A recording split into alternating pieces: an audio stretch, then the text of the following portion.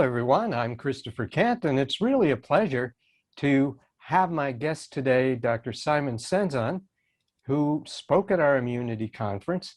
He is perhaps the preeminent professional chiropractic historian out there and is currently working on a Ph.D. nearing the end, and that was sponsored by the Foundation for Vertebral Subluxation. So, Simon, welcome. Thank you. Great to be here. What we'd like to talk about today briefly is your presentation at the Immunity Conference. You told us some fascinating stuff about chiropractors during the 1918 pandemic and things that happened in those days. And I've always said this should really be chiropractic's finest hour.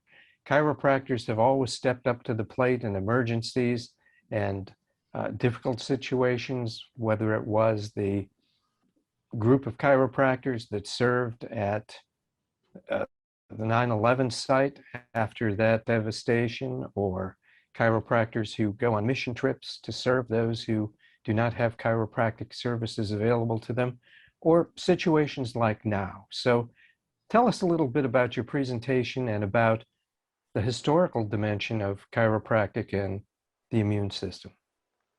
Yeah, I'm always amazed by just that period in time, because it was really like, it was a moment that pushed the chiropractic profession to a whole new height in terms of public recognition, especially, and in terms of public awareness of how powerful the chiropractic adjustment is. So, I mean, there were chiropractors back in that time period who, I mean, people already know that chiropractors helped in that flu epidemic, that flu pandemic, quite a bit. But not many people realize how just detailed the work was, and how the environment actually pushed the profession forward. Like, for example, Jim Drain, who was the president of Texas Chiropractic College during that time, he used to go out into the horse and buggy into the farms and take care of people through the night. So he would have people with flu who were dying, and he would adjust them and stay at the houses and take care of them every few hours. And he even developed a whole protocol to determine how frequently they should be adjusted, depending on their the innate recoil and how the body would respond to the adjustment. So it was a whole system that really got developed for acute care chiropractic, which was really a new phenomenon. And he said he didn't lose that many people. And a lot of people don't realize, when you see, we've seen some of that literature, that dismissive literature, who say, oh yeah, they were probably overcounted, or chiropractors probably made up all those stats about that flu pandemic. But the facts were that chiropractors needed to report any flu cases to their county board of health.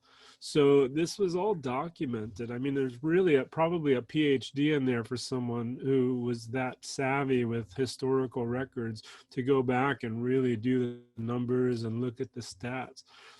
So he was just one example, and he said he reported all of his cases, and I think he only lost 3 out of like hundreds that he saw. So there were lots of good stories like that.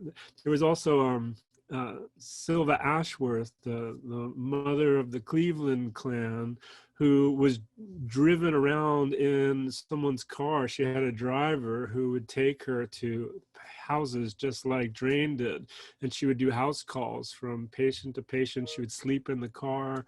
And I mean, it was a whole nother era of chiropractic. Really, it's really amazing.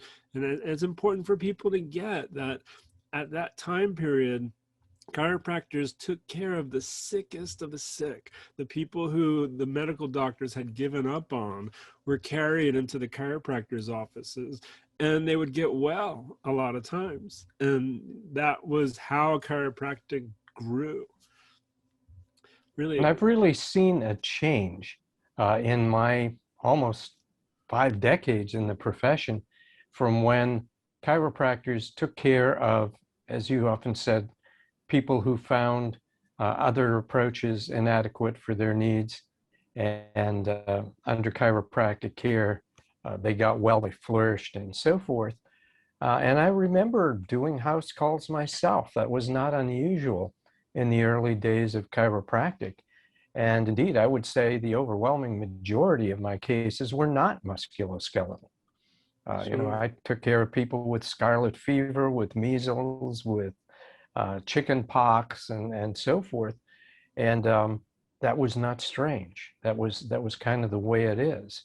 And it's always been my position that although we're not treating conditions per se, the scope of chiropractic is really as broad as the scope of influence of the human nervous system.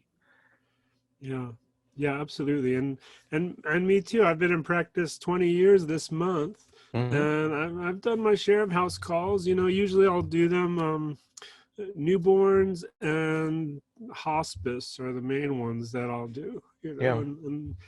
and taking care of people in a hospice is one of the, most sacred duties of a chiropractor in my view, and taking care of a newborn. Those are just, it's an incredible gift to be able to share the adjustment with people at those points in life. It's really amazing. And that has nothing to do with MSK disorders or however the phrase is that they use. Yes. So it is another mindset. And I think, as the profession really shifted. It's kind of sort of a catch-22 at this point, how the profession has shifted away from, the general complaints and the general care of pathophysiology, really, to this narrow focus that's being pushed on the profession now of back pain and headaches. So how do you see the future? And in the context of the work that the foundation is doing with immune research and the work that you're doing with correcting the historical record, do you see a bright future? I do. I'm really encouraged by, the work the foundation is doing. It's work that's never been done. It's work that nobody has really taken the time and the money to really explore these areas. When people say things like, oh, subluxation has not been researched, usually what they're saying is there have not been clinical controlled studies on a specific disease process related to an adjustment or a manipulation is really what they're talking about. But they're not necessarily saying that all of the incredible hypotheses that have been put forth by chiropractic clinicians and researchers that have been proved out in empirical practice for decades, those have not been subjected to a study, right? Or nobody has come up with the funding or the research focus to really start exploring the vast archives of the chiropractic literature, right? So for me, that's one piece of the potential research that we have available to us that has just been really ignored. And then the work that I'm doing, of course, was just looking at the problems in the literature. And I found a paper recently about that was looking at a scientific discovery about distortions in the literature, where this one fact, and I can't quote what it was exactly, I could send you guys the reference, but it was a fact in a scientific journal that was a mistake that got perpetuated for decades, where people just thought the wrong information about this whole body of evidence, which was based on a mistake in the literature. So I think as that starts to get corrected, as we look at, problems in the literature, as we start to correct the literature, and as we have more and more people like myself, and we've got some other great chiropractors who are pursuing postgraduate work in chiropractic, getting their master's degrees, getting their Ph.D.s.